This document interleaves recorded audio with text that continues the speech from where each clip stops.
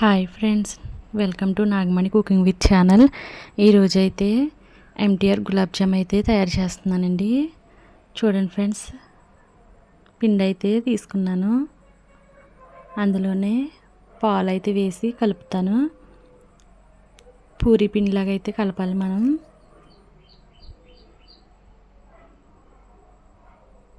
చూడండి ఫ్రెండ్స్, పిండి అయితే కలిపేశాను.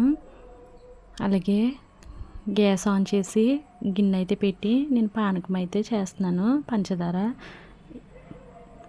కప్పున్నర అయితే వేసాను. వాటర్ అయితే ఒక కప్పు వాటర్ అయితే పోసాను. అలాగే పక్కన ఆయిల్ పెట్టి ఆయిల్ అయితే హీట్ చేసుకుంటున్నాను. చూడండి ఫ్రెండ్స్, పంచదార పానకం అయితే రెడీ అవుతుంది.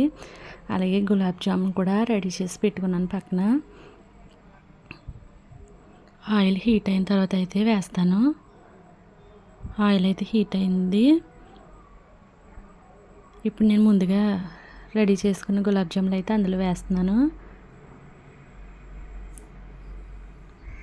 అవి అయితే బాగా వేగాలి, కలర్ అయితే చేంజ్ అవ్వాలి. పానకం కూడా రెడీ అయిపోయింది ఫ్రెండ్స్. చూడండి ఫ్రెండ్స్, కలర్ అయితే చేంజ్ అవుతున్నాయి. ఇప్పుడైతే పానకంలో అయితే వేసేస్తాను.